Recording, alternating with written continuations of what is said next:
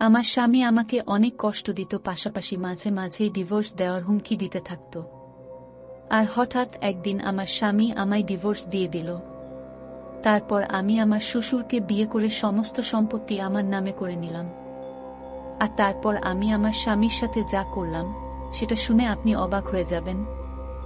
আমি আমার গ্রামের সর্দারের একমাত্র মেয়ে ছিলাম। আমার মা বাবা আমাকে ভীষণ আদরে বড় করেছে। একমাত্র মেয়ে হবার কারণে তারা আমার সমস্ত আবদারকে প্রশ্রয় দিত, আর আমাকে একদম রাজকুমারীর মতো রাখা হয়েছিল। কষ্টের সাথে আমার কোনো সম্পর্কই ছিল না। গরমের দিন ছিল সেটা, যেদিন আমি বিকেল বেলা আমাদের অট্টালিকা থেকে বাইরে বেরিয়েছিলাম। সেদিন আমাদের গ্রামেই তৈরি হওয়া খুব সুন্দর একটা বাগানে যাওয়ার ইচ্ছা ছিল। কিন্তু যে আমি বাগানে পৌঁছালাম, আমি তখন ওখানে একটা ছেলেকে দেখলাম যে ভীষণ সুন্দর ছিল। ছোটবেলা থেকেই আমাকে সুন্দর জিনিসপত্র আকর্ষণ করত, আর ওই ছেলেটাকে দেখে আমার হৃদয়ও তার প্রতি আকর্ষিত হলো। আমার হৃদয় চাইছিল যে আমি সেই ছেলেটার সাথে কথা বলি। কথা বলতে কি জানি কেন আমার মনের মধ্যে একটা আশা জেগেছিল। আমার মন চাইতো সে যেন আমার দিকে তাকায়, আমার কথা শুনে, আর আমিও তার কথা শুনি। কিন্তু নিজের হৃদয়কে সংযত রেখে আমি ফিরে আসার রাস্তা ধরলাম আর চুপচাপ প্রাসাদে ফিরে আসলাম। আমি প্রাসাদে আসার পর মনে হচ্ছিল যে আমার মনের মধ্যে একটা অস্বস্তি ভাব তৈরি হয়েছে। ৩-৪ দিন এভাবেই অস্বস্তির মধ্যেই কাটল। এদিক ওদিক মন দেওয়ার অনেক চেষ্টা করলাম, কিন্তু যখন সব দিক দিয়ে আমি হেরে গেলাম, তখন আমার হৃদয় চঞ্চল হয়ে উঠল।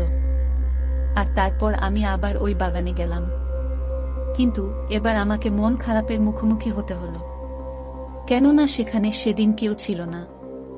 আমি মন খারাপ করে ফিরছিলাম, আর তারপর অনেকদিন পর্যন্ত আমি উদাস হয়েছিলাম।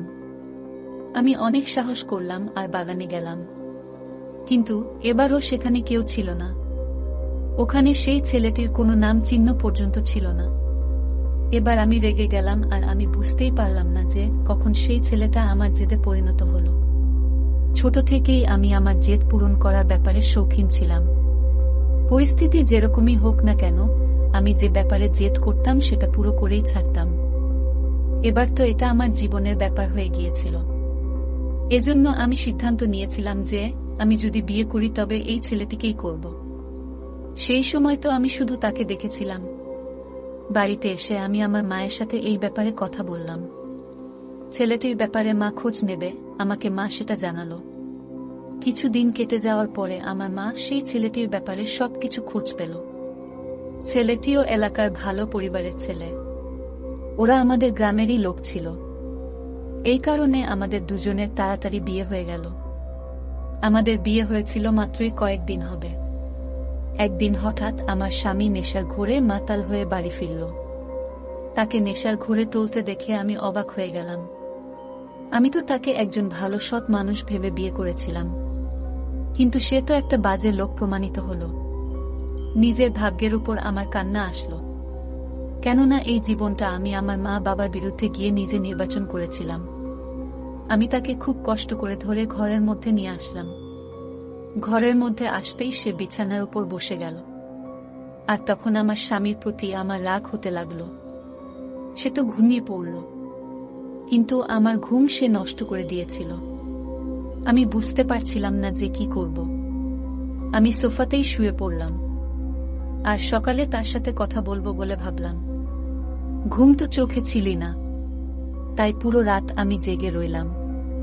পরের দিন সকালবেলা আমার স্বামী ঘুম থেকে ওঠার পর আমি তাকে জিজ্ঞাসা করলাম, রাত্রিবেলা নেশা করে ঘরে আসতে তোমার লজ্জা করল না? তখন সে সম্পূর্ণভাবে উল্টে গেল আর বলল যে সে কোনো নেশাই করেনি। তার মিথ্যা কথায় আমি তো অবাক হয়ে গেলাম। তার এরকম মিথ্যে কথা বলার কি প্রয়োজন পড়ল? আমি বললাম, আপনার লজ্জা করে না মিথ্যা কথা বলতে? আমি নিজে দেখেছিলাম তোমাকে নেশার অবস্থা, আর আমি নিজেই তোমাকে ঘর পর্যন্ত নিয়েও আসলাম, তাহলে তুমি মিথ্যে কি করে বলতে পারো? তখন সে আবার বলল যে আমি কোনো নেশাই করিনি। বেশি কথা বলো না, আমার মাথা যন্ত্রণা করছে, আমাকে কোনো ওষুধ এনে দাও। আমার স্বামীর এমন কথা শুনে আমার রাগ তো প্রচুর হলো, কিন্তু আপাতত স্বামীর কথা না শুনে আমার অন্য কোনো রাস্তাও ছিল না। এই কারণে আমি তার জন্য লেবুর জল বানিয়ে নিয়ে আসলাম, কেননা সে মিথ্যা বলছিল। কিন্তু বাস্তব সত্যি তো এটাই যে সে রাত্রিবেলা নেশা করেই টলতে টলতে ঘরে এসেছিল। আমি তাকে যখন লেবুর শরবত দিলাম, সে তা পান করল এবং বলল তার এখন খিদে পেয়েছে। আমাকে তার কথা শুনতে হলো এবং আমি তার জন্য খাবার আনতে চলে গেলাম। খাবার খেয়ে সে ঘুমিয়ে পড়ল। এদিকে আমার তো ক্ষুধা, ঘুম কিছুই হচ্ছিল না। সারাদিন সে ঘুমালো, সন্ধ্যাবেলা ঘুম থেকে উঠেই রেডি হয়ে গেল। সে অন্য দিনের তুলনায় একটু বেশি সাজগোজ করল। আমি তাকে জিজ্ঞাসা করলাম, কোথায় যাচ্ছ? সে উত্তর করল, তুমি শুধু নিজের কাজ করো। বিনা কারণে আমাকে প্রশ্ন আর জিজ্ঞেস করুক এরকম বউ আমার পছন্দ নয়। তার কথা শুনে আমি অবাক হয়ে গেলাম। আমি যদি জিজ্ঞাসা করেই থাকি তার মধ্যে ভুল কি আছে? আমি তাকে আবার যখন জিজ্ঞাসা করলাম, তাতে সে যে কথাটি বলল তাতে আমার পা কেঁপে উঠল। আমি কাঁপতে শুরু করে দিলাম। যখন কিনা সে নিজের কথা শেষ করে তৈরি হয়ে সেখান থেকে চলে গিয়েছিল। না জানি কতদিন পর্যন্ত আমি তার কথায় বিশ্বাস করার চেষ্টা করছিলাম। সে আমাকে বিনা কারণে ডিভোর্স দেওয়ার হুমকি দিয়েছিল। আমি অবাক হয়ে গিয়েছিলাম যে তার হয়েছেটা কি। সে কেন এই সামান্য কথায় আমাকে ডিভোর্স দেওয়ার কথা ভাবতে পারল? নেশা সে করত, ভুলও সে করত, আর নিজের ভুল স্বীকার করার বদলে সে উল্টে আমার উপর চিৎকার করতে লাগল। আমি থেকে থেকে নিজের সিদ্ধান্তের জন্য কান্না করতে শুরু করে দিয়েছিলাম। যদি আমি আমার মা বাবার কথা শুনতাম আর তার মতো নেশাখোর মানুষকে বিয়ে করার জন্য জেদ না করতাম, তাহলে আজ আমার জীবন নিশ্চিতভাবেই ভালো হতো। কাঁদতে কাঁদতে কখন ঘুমের মধ্যে আমার চোখ বন্ধ হয়ে গেল আমি বুঝতেও পারিনি। প্রথমত আমি আগের দিন থেকেই ক্ষুধার্ত ছিলাম, আর তার উপর আমি ঘুমাতেও পারিনি। এরই মধ্যে আমি সবেমাত্র ঘুমে চোখ বন্ধ করেছি। সেই সময় ঘরের মধ্যে হওয়া চিৎকারে আমার ঘুম ভেঙে গেল। আমি অনেক কষ্টে চোখ খুলে দেখলাম আমার স্বামী নেশার ঘোরে চলতে চলতে কোনো একটা জিনিসে ধাক্কা খেয়ে অনেক কষ্ট করে ঘরের মধ্যে এসে পৌঁছালো। তাকে দেখে আমি রেগে গেলাম। আজ আমি তাকে সাহায্য করার চেষ্টা একদমই করলাম না, বরং সে নিজেই ঠক্কর খেয়ে জিনিসপত্র ভাঙতে ভাঙতে নিজের বিছানা অবধি এসে পৌঁছল। আমি প্রথমেই সোফায় আমার বিছানা পেতে নিয়েছিলাম, কেননা এবার ওই মানুষটার সঙ্গে থাকা আমার পক্ষে আর সম্ভব হচ্ছিল না। সে নিজেই যেমন তেমন করে বিছানায় পড়ে গেল, আর তারপর আমিও সবকিছু ভুলে ঘুমানোর চেষ্টা করতে লাগলাম, কারণ আমার মাথা যন্ত্রণায় ফেটে যাচ্ছিল। সকালে যখন আমি উঠলাম, আমার স্বামী ঘরের মধ্যে ছিল না। এটা দেখে আমি অবাক হয়ে গেলাম, কিন্তু যখন ঘড়ির দিকে তাকালাম আমি যেন ঝটকা খেলাম, কেননা ঘড়িতে সময় বিকাল 4টে বলছিল। আমি তখন হাত মুখ ধুলাম আর ঘরের বাইরে বেরিয়ে গেলাম। আমি বিশ্বাস করতেই পারছিলাম না যে কিভাবে এত দেরি পর্যন্ত আমি ঘুমাতে পারি। কিন্তু পরের দিন আমার শ্বশুর গ্রাম থেকে শহরে আসলেন। তিনি আমার ফুলে যাওয়া চোখ দেখে আমায় জিজ্ঞাসা করলেন আমার শরীর ঠিক আছে কিনা, বা এত দেরি পর্যন্ত আমি কেন ঘুমিয়েছিলাম। আমার কাছে তার প্রশ্নের কোনো জবাব ছিল না, কেননা আমি নিজেই অবাক হয়ে গিয়েছিলাম যে আমি এত দেরি অবধি কিভাবে ঘুমোতে পারি। আমি শ্বশুরকে কোনো উত্তর দিলাম না, আর খাবার নিতে ঘরে চলে গেলাম। তখন আমার ভীষণ খিদে পেয়েছিল, আর খাবার খাওয়ার পর নিজের ভাগ্যের উপর কাদা ছাড়া আর আমার কোনো কাজ ছিল না। রাতে যখন স্বামী পুরোপুরি সজ্ঞানে বাড়ি ফিরল, আমি তাকে দেখে অবাক হয়ে গেলাম যে সে আজকে তো নেশা করে আসলো না। কিন্তু আমি তাকে কিছু জিজ্ঞাসা করা বা কথা বলা জরুরি মনে করিনি। রাতের 12টা বেজে গিয়েছিল, এজন্য আমি আরাম করে সোফায় শুয়ে পড়লাম, কিন্তু সেও আমার সাথে কোনো রকম কথা বলল না। আমি অবাক নিশ্চয়ই ছিলাম, কিন্তু বুঝতে পারছিলাম না যে আসলে হচ্ছেটা কি। পরের দিন আমি যখন সকালে উঠলাম তখন স্বামী আমাকে বলল আজ রাতে জিনিসপত্র রেডি রাখবে, কোথাও যাওয়ার আছে। আমি অবাক হয়ে গেলাম যে ও আমাকে কোথায় নিয়ে যাচ্ছে। আমি তাকে বললাম আমি কোথাও যেতে চাই না। তখন সে বলতে লাগলো যেতে তোমাকে হবেই, তুমি যাবে তবেই আমি নিজের উদ্দেশ্যে সফল হতে পারবো। আমি অবাক হয়ে গেলাম যে সে কি বলছে। সে এই কথাটা বলে চলে গিয়েছিল। এদিকে আমি সারাদিন এটা ভাবতেই থাকলাম যে তার কথার মানে কি হতে পারে। যখন সে বাড়ি আসলো আমাকে বলতে লাগলো যে আমি জিনিসপত্র গুছিয়েছি কিনা। আমি অবাক হয়ে গেলাম, সে আমাকে এত তাড়াতাড়ি কোথায় পাঠাতে চাইছে। যখন হঠাৎ করে আমার সামনে কিছু কাগজ ফেলল, আমি তো অবাক হয়ে দেখলাম। আর তারপর যখন সেটা খুললাম আর পড়লাম, তখন আমার পায়ের নিচে থেকে মাটি সরে গেল। আমার জন্য এটা বিশ্বাস করা ভীষণ কঠিন ছিল, কেননা আমার স্বামী কিছু না জেনে বুঝেই আমাকে ডিভোর্স দিতে চাইল। এটা দেখে তো আমি অবাক হয়ে গেলাম, কারণ আমার এরকম কোনো ব্যাপারে বিশ্বাসই ছিল না। আমাকে আমার স্বামী বাবার বাড়িতে পাঠিয়ে দিল। আমার মা বাবা যখন জানতে পারল, তারাও চিন্তায় পড়ে গেল। কিন্তু কপালের লেখা কে মুছতে পারে? ঠিক এই সময় আমি সিদ্ধান্ত নিলাম যে এর প্রতিশোধ আমি নিয়েই ছাড়ব। ঠিক এই সময় আমার শ্বশুর আমার সাথে দেখা করতে আসতে চাইল, কিন্তু আমি তার সাথে দেখা করতে রাজি হইনি। কিছুদিন পরে আমি নিজেই শ্বশুরকে ফোন করে আমাদের বাড়িতে ডেকে নিলাম। সে তারপরের দিনই চলে আসলো। সে আমাকে জিজ্ঞাসা করলেন যে কি হয়েছে, কি জন্য সে তোমাকে ডিভোর্স দিয়েছে। তখন আমি তাকে বললাম যে সে নেশা করত, তারপরেও আমি তার সঙ্গে থাকতাম। একদিন সে হঠাৎ আমার মুখে ডিভোর্সের কাগজ ছুঁড়ে মারল আর আমাকে এখানে পাঠিয়ে দিল। নিজের ভাগ্যের উপর আমার কান্না পাচ্ছিল, কিন্তু শ্বশুরের পরের কথাগুলো শুনে আমার মাথার উপর যেন পাহাড় ভেঙে পড়ল। আমার শ্বশুর বলতে লাগলো যে আমার ডিভোর্সের 4-5 দিন পরেই সে দ্বিতীয় বিয়ে করে নিয়েছে। মেয়েটা যথেষ্ট মেজাজি, সেই ওকে নিজের প্রেমের জালে ফাঁসিয়েছে। আর এখন তো ওরা দুজনেই খুব খুশি খুশি আছে। এটা শুনে আমার চোখে জল এসে গেল। আমি আবেগে পড়ে একটা খুব ভয়ঙ্কর পদক্ষেপ নেওয়ার কথা ভেবে ফেললাম। আমি আমার শ্বশুরকে বললাম যে তোমায় আমাকে বিয়ে করতে হবে। আমার কথা শুনে সে অবাক হয়ে গেল, কেননা সে আমার বাবার বয়সী ছিল। সে আমাকে বিয়ে কিভাবে করতে পারে? কিন্তু আমি জানলাম আমার শ্বশুর আমার স্বামীর নিজের বাবা ছিল না, বরং সে কাকা ছিল। সে বিয়ে করেনি আর আমার স্বামীকেই নিজের ছেলের মতো করে লালন পালন করেছিল। আমার স্বামীর মা বাবা ছোট বয়সে একটা অ্যাক্সিডেন্টে মারা যায়। প্রথমে তো শ্বশুর আমার কথার উত্তরে সরাসরি না বলে দিল, কিন্তু আমার জেদের কারণে তাকে হ্যাঁ করতেই হলো। ঠিক পরের দিন আমি তার বউ হয়ে তার বাড়ি গেলাম।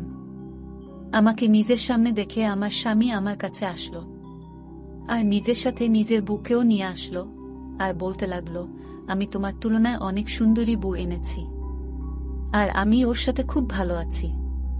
কিন্তু তুমি এখানে কি করতে এসেছো? তুমি কি আবার দ্বিতীয়বার আমার বউ হওয়ার স্বপ্ন দেখছো নাকি? আমাকে দেখে সে নিজের বউয়ের হাতে তালি মেরে আমার মজা ওড়াতে লাগলো, আর আমার সহ্য করার ক্ষমতা শেষ হয়ে গিয়েছিল। আমি প্রথমে তার মুখে একটা থাপড় মারলাম। সে বোধহয় আমার থেকে এটা আশা করেনি। এই কারণেই সে আমাকে দেখে অবাক হয়ে গেল। অবাক তো তার বউ হয়ে গিয়েছিল। তার স্বামীকে তার প্রাক্তন বউ যখন থাপড় মারে তখন সেটা অনেক বেশি অপমানের হয়। সে আমার দিকে এগিয়ে আসছিল, কিন্তু আমার শ্বশুর নিজে এগিয়ে এসে তাকে আরও একটা জোরে থাপড় মারল। এই সমস্ত দেখে সে অবাক হয়ে গেল। শ্বশুর বলতে লাগলো যে এ তোমার মায়ের সমতুল্য, আর এখন ইনি আমার স্ত্রী। খবরদার যদি এনার সাথে বেশি জোরে কথা বলেছ তো। সমস্ত সম্পত্তি আমার, আর আমি এর পুরোপুরো দাবিদার। তাই চাইলেই তোমাকে ঘর থেকে বের করে দিতে পারি। উনার কথা শুনে আমার প্রাক্তন স্বামীর অনেক বড় ধাক্কা লেগেছিল মনের মধ্যে। সেজন্য সে কিছুই বলতে পারল না। আমি নিজের স্বামীর সাথে তার ঘরে চলে এলাম। আমি এখানে এসেছিলাম এই জন্যই যে তার জীবন বরবাদ করতে পারি, ঠিক যেভাবে সে আমার করেছিল। পরের দিন যখন আমি সকালে উঠলাম, আমি তার বউকে জল খাবার বানানোর হুকুম দিলাম। সমস্ত চাকরদের আমি নিজের কাজের জন্য বেছে নিয়েছিলাম। তারা শুধু আমারই কাজ করার জন্য ছিল। আর যে কিনা এতদিন ধরে আরামের জীবন কাটাচ্ছিল, তাকে এবার তার ক্ষমতা বোঝানোর সময় এসে গিয়েছিল। আমি তাকে দিয়ে জল খাবার তৈরি করালাম, কিন্তু সে কোনো কাজেরই ছিল না। আমি সেই খাবার ফেরত পাঠিয়ে দিলাম, আর তাদের দুজনকেই সেই খাবারটা খাওয়ার জন্য হুকুম দিলাম, কারণ সেটা ছিল অর্ধেক কাঁচা আর অর্ধেক জ্বলে যাওয়া খাবার, যেটা কিনা খুব কষ্ট করে তারা দুজন খেল। নিজের জন্য আর শ্বশুরের জন্য আমি তাজা খাবার চাকরানিকে দিয়ে বানিয়ে নিয়েছিলাম। খাবার খাওয়ার পর আমি তাদের দিয়ে পুরো ঘর পরিষ্কার করালাম। আমার প্রাক্তন স্বামী জমি জায়গার ব্যাপারে ভীষণ লোভী ছিল, যার জন্য সে সবকিছু সহ্য করছিল। কেননা সে খুব ভালো করে জানত যে এই সমস্ত সুখ ঐশ্বর্য যদি তার থেকে ছিনিয়ে নেওয়া হয় তাহলে তার হাত খালি হয়ে যাবে। আমি কিছু দিনের মধ্যেই তার জীবন নষ্ট করে দিয়েছিলাম, যার জন্য আমি অপেক্ষা করেছিলাম। আর তারপর সেই দিনটা আসলো যার জন্য আমি অধীর আগ্রহে অপেক্ষা করেছিলাম। তার বউ এই সমস্ত কাজ করে করে ক্লান্ত হয়ে গিয়েছিল। সে সুখ ঐশ্বর্যের কারণে তার সাথে বিয়ে করেছিল, আর এখন যখন তাকে চাকরানির মতো জীবন কাটাতে হচ্ছে তখন সে নিজেই ডিভোর্সের কথা বলে দিল। সে বলল সে ভীষণ সুন্দরী, সে যে কোনো ধনী পরিবার বিয়ের জন্য পেয়েই যাবে। সে বলল, আমি তোমার সাথে আমার জীবন নষ্ট করতে পারবো না, আমাকে ডিভোর্স দাও আর আমার জীবন থেকে তুমি চলে যাও। কিন্তু আমার প্রাক্তন স্বামী তাকে ডিভোর্স দিতে চায়নি, কিন্তু তার বউ কোনোভাবেই তার সাথে থাকার জন্য রাজি ছিল না। বন্ধুরা, ভিডিওর মাঝখানে একটা কথা বলতে চাই, আমি তোমাদের সর্বদা হাসি খুশি রাখার জন্য খুব কষ্ট করে ভিডিও বানাই। তাই তোমাদের কাছে অনুরোধ থাকবে অবশ্যই ভিডিওটি দেখে একটি লাইক করবেন এবং SMAGK চ্যানেলটি সাবস্ক্রাইব করে পাশে থাকবেন। তো শেষ পর্যন্ত তার কারণে বাধ্য হয়ে তাকে ডিভোর্স দিতে হলো, আর তারপর তার বউ তাকে ছেড়ে চলে গেল।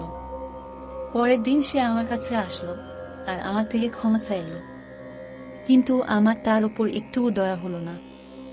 আমি বিয়ের আগে থেকেই সমস্ত জমি জায়গা নিজের নামে করে নিয়েছিলাম, কেননা আমার শ্বশুরের ক্যান্সার ছিল আর সেটা ছিল শেষের স্টেজে। তার বেঁচে থাকা অসম্ভব ছিল, এই কারণের জন্য তিনি সমস্ত জমি জায়গা আমার নামে করে দিলেন, কারণ তার নিজের ভাইপোর উপর একটুও বিশ্বাস ছিল না। তার মনে হতো না যে সে তার মৃত্যুর পর তার জমি জায়গা দেখাশোনা করতে পারবে, বরং তার বিশ্বাস ছিল সে সেই সমস্ত টাকা পয়সা জমি জায়গা ফুর্তি করে উড়িয়ে দেবে। সমস্ত জমি জায়গা আমার নামে ছিল, যার জন্য আমি তাকে এই সমস্ত বিষয়ে আগে থেকেই সাবধান করে বলেছিলাম, সমস্ত জমি জায়গা আমার নামে আছে আর তোমাকে একটা নয়া পয়সাও আমি দেব না। এবার তুমি নিজের ওই সুন্দরী বউয়ের সঙ্গে গিয়ে থাকো, সেই তোমাকে খাওয়াবে আর সেই তোমার সমস্ত প্রয়োজন পুরো করবে। আমার কথা শুনে তার মাথার উপর পাহাড় ভেঙে পড়ল। সে তার বাবার থেকে এটা আশা করেনি, কিন্তু যাই হয়েছিল ভালোই হয়েছিল। সে বাড়ি ছেড়ে যেতে পারত না, কেননা তার বউ তো আগেই চলে গিয়েছিল, আর এখন সে তাহলে কোথায় যাবে? এজন্যই সে আমার কাছে হাত জোর করে বলেছিল আমি যেন তাকে ঘর থেকে না বের করি। আমারও তার ওপর একটু দয়া হলো আর আমি তাকে ঘরে থাকতে অনুমতি দিলাম। কয়েকদিন কেটে গিয়েছিল আর আমার শ্বশুর মারা গেল। নিজের বাবার মৃত্যু সহ্য না করে আমার প্রাক্তন স্বামী অসুস্থ হয়ে গেল। সেই সময় আমি তার অনেক সেবা করলাম, আর কিছুদিন পরে সে যখন সুস্থ হয়ে গেল তখন সে আমার সামনে কাঁদতে শুরু করল, আমার হাতে পায়ে ধরতে লাগলো আর আমার থেকে ক্ষমা চাইতে লাগলো। তার অবস্থা সত্যি দয়া পাওয়ারই যোগ্য ছিল। আমি না পেরে তার উপর মায়া করলাম আর আমি তাকে ক্ষমা করে দিলাম। সে বলতে লাগলো যে সে আমার উপর অনেক অন্যায় করেছে। সৌন্দর্যের ফাঁদে পড়ে সে নিজের সুন্দর ঘরকে নিজের হাতে নষ্ট করেছিল। আমি তাকে বললাম, তুমি লেখাপড়া জানো, নিজের পায়ের উপর দাঁড়াও, কোনো চাকুরি করো, আমি আমার সম্পত্তি থেকে তোমায় কিছুই দেব না। সে আমার কথা শুনল আর চাকুরির খোঁজে বেরিয়ে গেল। তার কাজের জন্য আমি তাকে চাকরও দিয়ে দিয়েছিলাম, যার জন্য সে আমাকে ধন্যবাদও জানিয়েছিল। এখন ও শুধু নিজের জন্য একটা ভালো চাকুরির দরকার ছিল, যাতে সবকিছু ঠিক হয়ে যায়। সে সকালবেলা ঘর থেকে বেরিয়ে যেত আর বিকেল বেলা ফিরত। এক সপ্তাহ চেষ্টা করার পর সে খুব ভালো একটা কোম্পানিতে ম্যানেজারের পদ পেয়ে গেল। সে যখন বাড়ি আসলো তখন সে ভীষণ খুশি ছিল। সে আমাকে বলল যে সে চাকুরি পেয়ে গেছে, এবার খুব তাড়াতাড়ি সে নিজের পায়ের উপর ভালোভাবে দাঁড়িয়ে যাবে। আমি খুশি ছিলাম যে তার জীবন শোধরাতে শুরু করেছিল। আমার জন্য এটুকুই যথেষ্ট ছিল। একদিন সে রাতে আসলো আর এসে আমার ঘরে চলে এলো। এত দিনের মধ্যে এই প্রথমবার ছিল যখন সে আমার ঘরে আসলো।